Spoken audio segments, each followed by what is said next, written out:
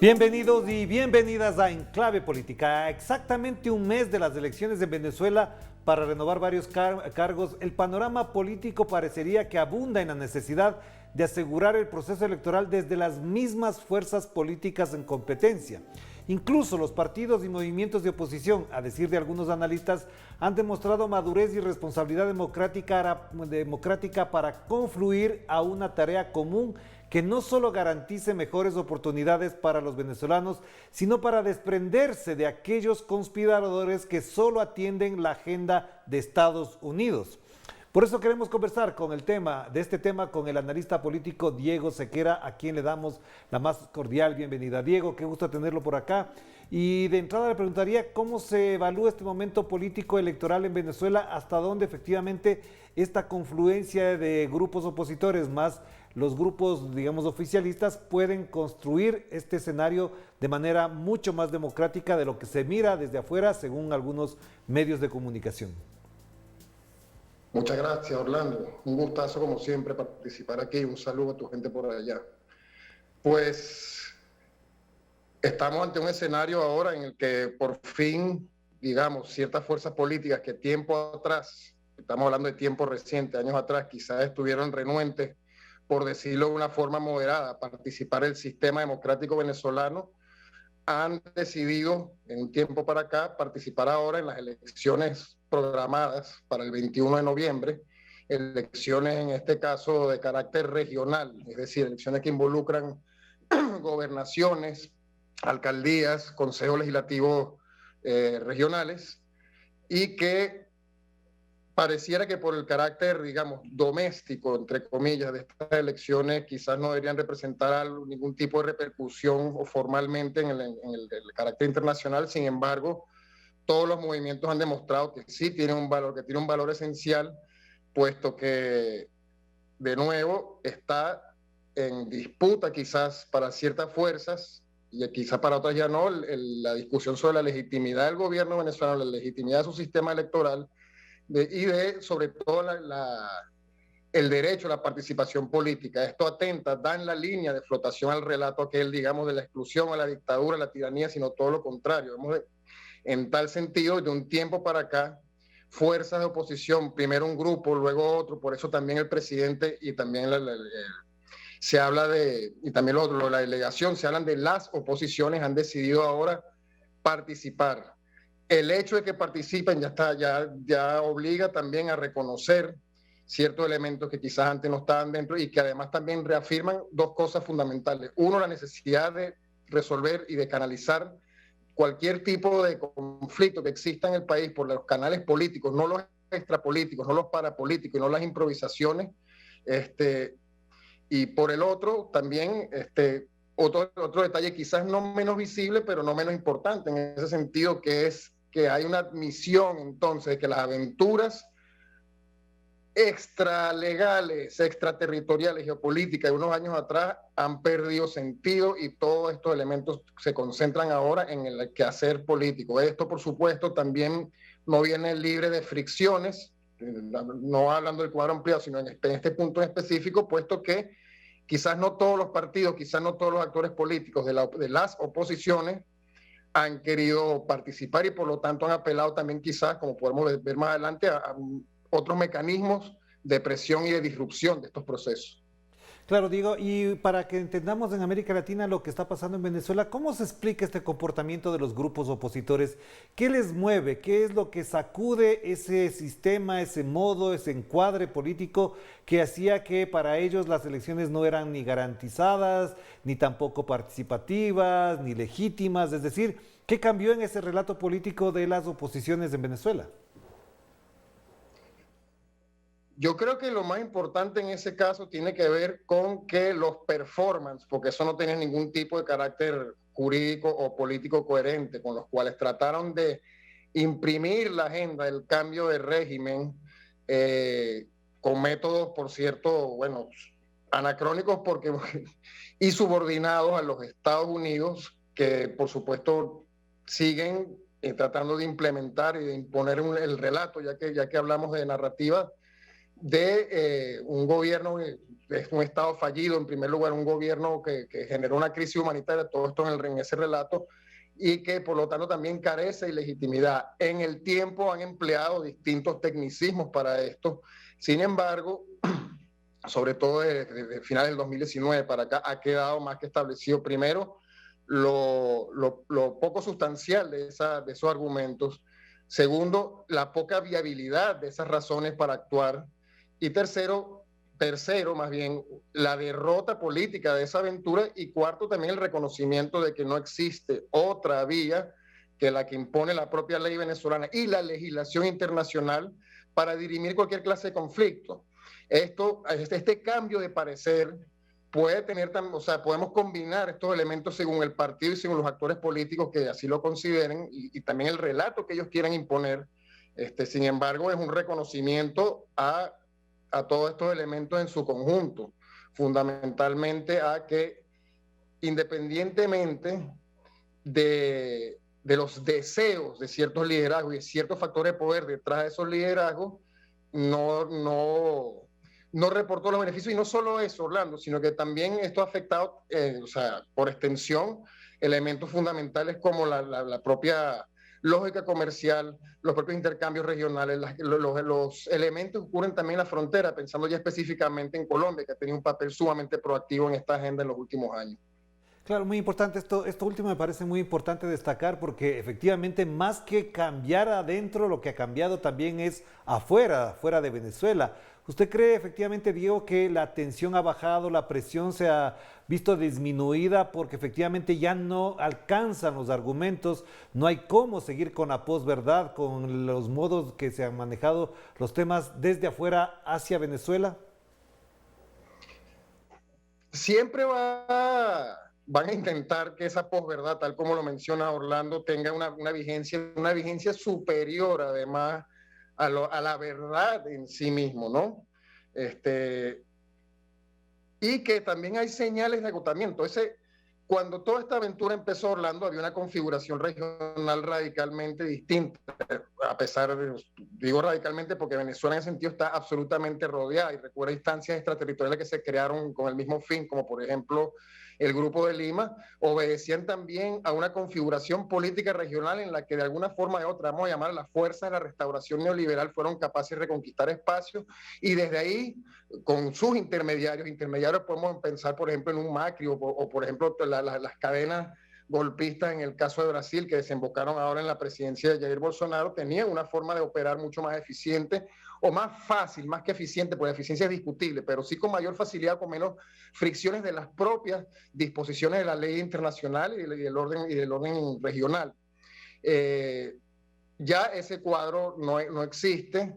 Ya ese cuadro, incluso fuera de lo hemisférico, ya en el nivel global tampoco existe como tal, y por lo tanto estamos viendo cómo hay un desgarramiento entre lo que la realidad misma impone y los deseos de realidad que tienen ciertos grupos de actuar. Esto pone también en la línea elementos incluso de supervivencia política, de coherencia y de existencia sobre el panorama de acción política de algunos grupos y también sobre la propia percepción que se tiene que tener, que se debe tener del orden internacional, del orden regional. Y cómo además estos mismos movimientos producen, bueno, esta disonancia que existe entre normalizar, porque se necesita normalizar todo este proceso, y por otro lado, mantener de cualquier forma posible el estado de excepción que se le había impuesto a Venezuela desde afuera. Hay actores que ya no pueden obedecer con toda seguridad y sin fisuras a ese relato. Hay desgajamientos importantes, quizás en algunos casos moderados, quizás en otros casos más explícitos en cuanto a la pérdida de sentido de esa agenda que antecedió al actual momento político, Orlando. Diego, es importante también mencionar aquello porque le quería preguntar a propósito de lo que acaba de mencionar ahora es si esto también tiene que ver con el cambio de comportamiento, aunque no de discurso oficial del gobierno de Estados Unidos. Le digo esto por varias razones. La principal y la que afloraría en cualquier análisis es que el señor Donald Trump llegó a un tal Juan Guaidó incluso al Congreso de los Estados Unidos, mientras que los representantes y voceros del gobierno actual de Joe Biden prácticamente ni lo mencionan y por el contrario, ni siquiera parecería que lo toman en cuenta. ¿Tiene que ver también ese comportamiento político de la administración de Joe Biden? Pero no por una, yo creo, Orlando, que no es por una acción voluntaria, digamos, de la administración Biden como tal. Podemos repasar en otros ángulos cómo en realidad no ha cambiado mucho la aproximación respecto a los métodos de Trump. El mejor ejemplo de eso, por ejemplo, sería el caso de Cuba, ¿no? O sea, en Cuba, si Joe Biden viene a traer la experiencia previa a Trump, el retorno a esa normalidad liberal en clave Obama, no ha sido capaz de instaurarla. El mejor ejemplo, de nuevo, sigue siendo Cuba. Pareciera, como dirían aquí en Venezuela, que Juan Guaidó en este caso es una suerte de papa caliente, o sea, no hay hay declaraciones de respaldo que no terminan de ser verbalizadas por el propio Biden, pero en el tiempo Blinken se ha dicho una que otra cosa, Sullivan, qué sé yo, me refiero al consejero de Seguridad Nacional, pero es errático.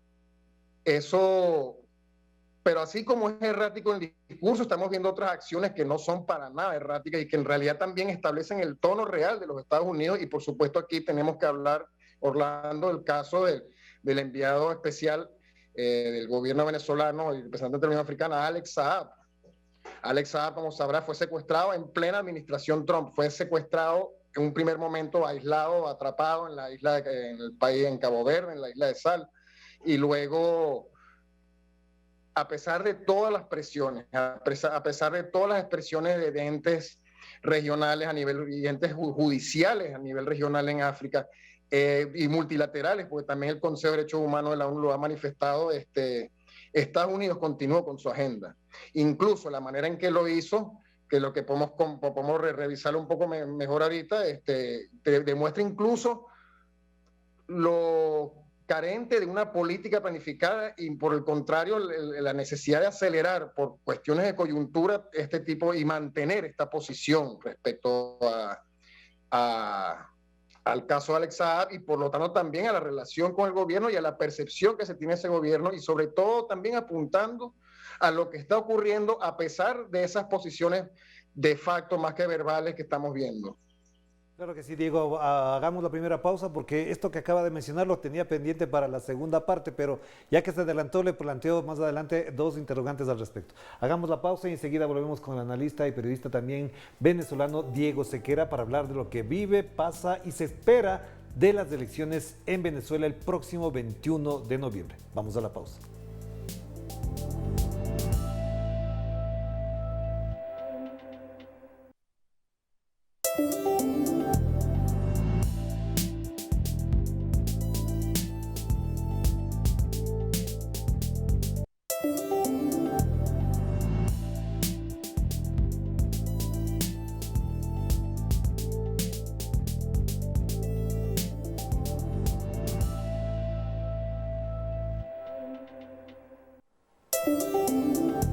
Estamos de vuelta aquí en Enclave Política a través de Telesur, la señal informativa de América Latina y del Caribe también, por supuesto, y abordamos el tema electoral de Venezuela, que el 21 de noviembre afrontará, como ya mencionaba Diego Sequera al principio, elecciones de orden regional, local. Diego, efectivamente lo que usted mencionaba de la detención, del secuestro, ellos le llaman extradición de Alex Saab, efectivamente coloca un elemento tóxico en lo que ya parecía una gran expectativa dentro de Venezuela, por fuera de Venezuela, de las reuniones que se mantienen y se mantenían en México entre el gobierno y los grupos de oposición. Este secuestro, ¿hasta dónde puede, digamos, trastocar la posibilidad de legitimar desde afuera las elecciones del próximo 21 de noviembre?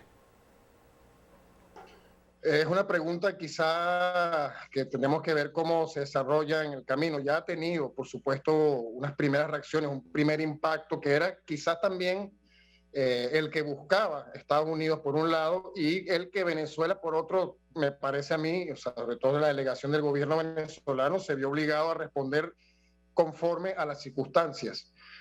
En un contexto en el cual además, correcto, o sea, hablan de extradición, mas sin embargo no ha existido en ningún momento de todo este proceso ningún tipo de formalización, no hay acuerdo de extradición entre Cabo Verde y Venezuela, por ejemplo, y además no fue extraditado, o sea, lo extraditan a Estados Unidos y además las primeras acusaciones ni siquiera tienen que ver con lo que originalmente lo están acusando, lo que tratan de sustanciar son cargos, todos previos a la designación de Alex Saab como representante venezolano. Eso ya habla de un vacío de contenido respecto a estos elementos. Ahora bien, el impacto que ha tenido es significativo.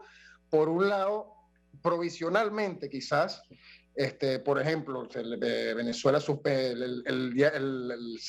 la delegación del gobierno en México ha suspendido por ahora su participación en el diálogo. Personalmente yo no tengo conocimiento, pero personalmente no creo que sea algo que quede así. Sin embargo, eso también obliga a otros actores a analizar la actual situación y reformularlo. Alex Saab fue, por supuesto, también incorporado como parte de la representación del gobierno en los diálogos en México mediados por Noruega, también con un mensaje, digamos, se fue designado en primer lugar con una carga que quizás mucha gente no la desestimará, pero el lenguaje político y diplomático tiene suma importancia, ¿no? Y además, esto obliga, de alguna manera, no solo a los actores involucrados en primera línea, sino en segunda línea también, a fijar una posición respecto a lo que esto representa para el orden internacional y que además está dentro de un patrón generalizado a nivel global. Ya vimos cómo lo intentaron hacer con la vicepresidenta Huawei en Canadá. Actualmente también hay un empresario norcoreano en Malasia que también está pendiente de una extradición por esquivar las sanciones contra su país. No es nuevo. Ahora bien, esta acción realza la urgencia de que son los mecanismos y los recursos extrapolíticos los que pueden de alguna forma intentar descarrilar la batalla y la lucha por la normalidad, por la normalización en Venezuela. Tiene ese carácter desde varios puntos de vista. En primer lugar, el acto en sí mismo busca, por supuesto, erizar, paralizar, fracturar el espíritu de diálogo que se ha logrado hasta ahora. Por otro lado, también sienta o busca o pretende sentar un precedente de qué pudiera pasarle, según la lógica estadounidense, qué pudiera hacer Estados Unidos, en este caso, a la hora de que otros actores del sector privado, otra parte del mundo, quisieran hacer negocio con Venezuela. Todos sabemos, además, que en el centro de esta disputa está la normalización económica, Orlando. Eso involucra normalización en lo comercial y también en materia de inversiones que Venezuela necesita también en este caso. Entonces, obviamente, hay como objetivos que se plantea Estados Unidos en el corto plazo, la disrupción de este proceso de normalización política, y a mediano plazo con los temas ya de carácter más comercial. Sin embargo, no es la palabra definitiva y tampoco se puede entender como un juego de ajedrez de 4 dimensiones que está empleando los Estados Unidos. En realidad, si uno lo ve bien, esta brutalidad en el lenguaje, este acto de crueldad también, y el mensaje institucional que emite también tiene elementos de desesperación, Orlando, de precipitación, porque además también incluso en el Cabo Verde, como ya lo han señalado varias personas, del presidente de la República, etcétera, iba a haber un cambio político dentro de la propia Cabo Verde en la cual hubiese cambiado la situación de Alex Saab. Entonces, fue una decisión contingente, una acción relativamente no precipitada, pero sí, digamos, apurada, para evitar que el tablero siga cambiando a favor no necesariamente del gobierno bolivariano como tal, sino del cuadro en general respecto a la normalización de Venezuela, que ya es algo que está bastante consensuado.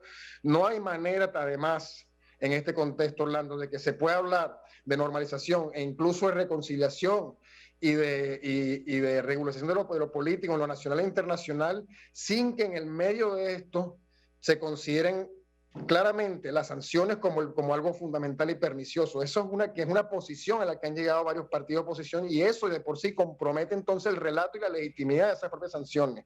Curiosamente, hace poco salió el informe de la revisión del Departamento del Tesoro del efecto de las sanciones, y además en un giro macabro de ibris y de demencia imperial, hablan hablan de la eficacia y de lo necesario de este instrumento político para atender los problemas de corrupción y derechos humanos en otros lados, que por supuesto nunca afectan allá, y además no consideran corruptas estas medidas, que no hay. De hecho, cualquier corrupción frente a las sanciones, las medidas coercitivas unilaterales, se queda corta frente a la naturaleza perversa y delictiva y extraterritorial de las sanciones. Entonces, por supuesto, Alex Saab, dentro de este contexto, también justamente creó un esquema de negociaciones que no toca a Estados Unidos para traer bienes e insumos a Venezuela,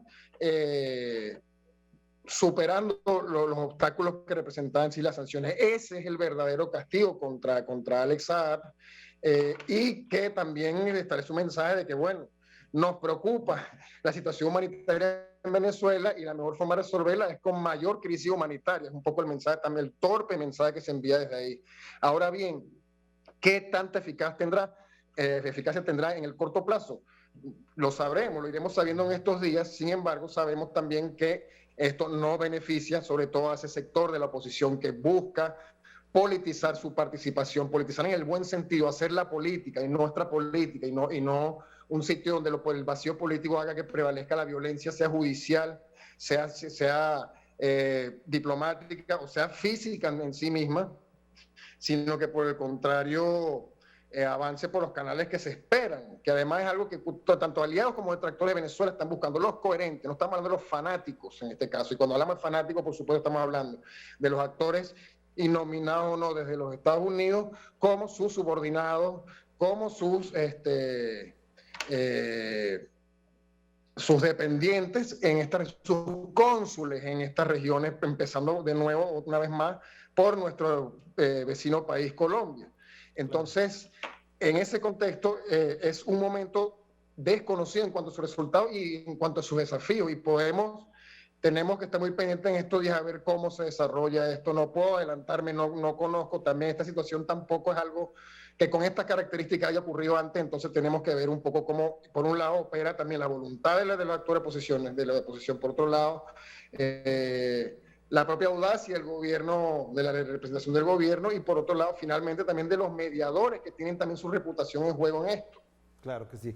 Diego, y efectivamente comparto con usted el criterio y el enfoque que hace porque Estados Unidos secuestra a estas personas, a Alex Saab, exactamente, pero tiene en Estados Unidos a banqueros prófugos, al ministro de gobierno de la señora Yanine Áñez y no los va a extraditar, los mantiene ahí, los protege. Efectivamente es una situación paradójica que Estados Unidos nos quiere dictar clases de moral cuando en su propio territorio... Además de eso, tiene guaridas fiscales que ahora se han denunciado con los Pandora Papers, por mencionar solamente un caso de lo que hace Estados Unidos. Pero para avanzar en el enfoque y perspectiva de lo que pasa en el plano electoral, ¿qué cambió en la actitud del gobierno venezolano? ¿Cree usted que efectivamente también hay un cambio, una predisposición del gobierno venezolano para abrir un margen de mayor diálogo, de mayor concesión, dicen algunos, pero yo más bien diría de establecer la normalidad de una democracia con pluralidad, con diversidad y además con conflicto, porque la democracia también es conflicto? Sí, hay un intelectual colombiano que hablaba que la paz, no recuerdo su nombre, por eso o sea, se me escapa, la paz no es ausencia de conflicto, ¿no? Yo creo que en primer lugar, o sea, así como en otros cálculos anteriores, Estados Unidos, o sea, un buen ejemplo de eso es justamente el cálculo que ellos tenían, porque lo que de verdad se lo creyeron, de verdad los actores venezolanos involucrados en esto se lo hicieron creer también sobre la eficacia de esta clase de decisiones y sobre lo que ellos esperan que sean las reacciones. Tenemos, de nuevo, el mejor ejemplo de eso es el haber garantizado supuestamente que en el 2019, a principios de 2019, bastaba con nombrar presidente mediante los efectos especiales que sean necesarios a una persona que no fue electa como tal, en este caso Juan Guaidó, eso iba a producir una suerte de efecto dominó, efecto cascada, que iba ya a modificar absolutamente la situación. Lo mismo con el intento de alzamiento militar, entre comillas, que se trató de llevar a cabo el 30 de abril de 2019, que también fue basado en una supuesta garantía de que la eficacia de esto está absolutamente asegurada, y no fue así.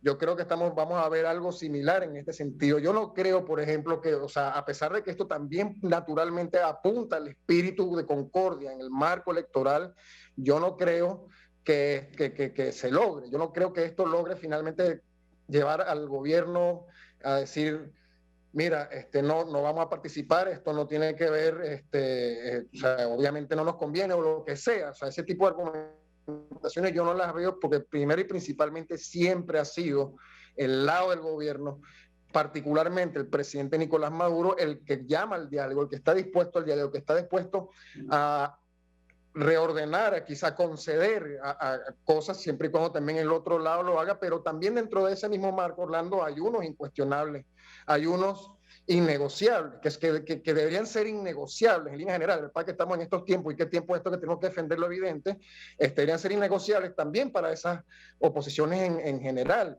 comenzando una vez más por el tema sanciones, el tema agenda imperial, el tema que sean otros los que vengan a resolver los problemas de los venezolanos en ese sentido. Ahora bien, yo me imagino que tendrían que haber una serie de ajustes, una serie de conversaciones que no necesariamente sean públicas o no, no lo sé, entre las partes y entre los mediadores respecto a esta situación.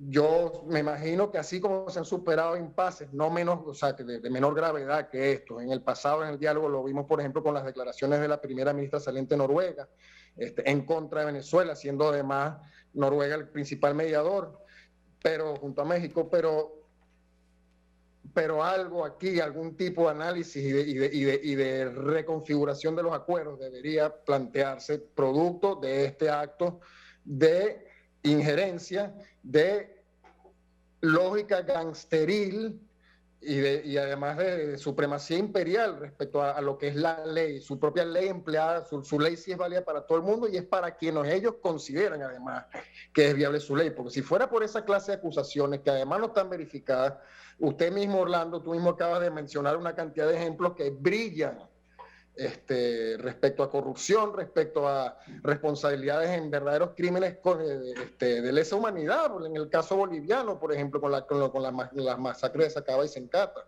Por poner un ejemplo nada más, la impunidad reinante también en Colombia. Entonces, tampoco debe sorprendernos esto y no es tampoco, Orlando, una novedad. Lo que sí es nuevo quizás en ese sentido y es donde se produce esta disonancia es que también la no concreción de esa agenda produce ciertos vacíos que como vacíos como tal no necesariamente tienen una carga positiva o negativa, eso ya es un evento dialéctico en sí, sino que, o sea, contiene las dos a la hora de sintetizarse y que en tal sentido pudiera tomar un rumbo que quizás no beneficie finalmente a Estados Unidos, quizás de una manera menos espectacular y más trabajada, pero yo creo que independientemente de lo que estas acciones de fuerza quieren realizar, no necesariamente van a tener el éxito esperado, no lo han tenido hasta ahora, incluso en el tal cual como está el tablero en este momento.